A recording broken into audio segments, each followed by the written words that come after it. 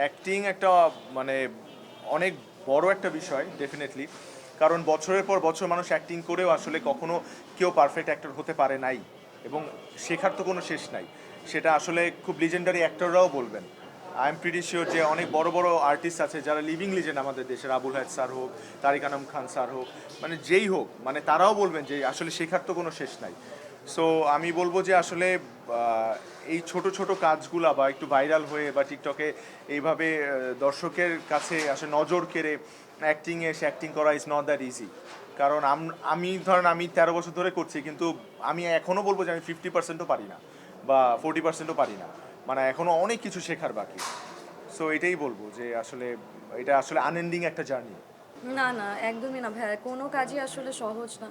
সব কিছুর পিছনেই শ্রম দরকার যদি আপনি ঠিকঠাকভাবে করতে চান। তো ভাইয়া যেটা বললো, এত বছরেও আসলে ওনার যদি শেখার বাকি থাকে তাহলে আমারও অনেক কিছু শেখার বাকি।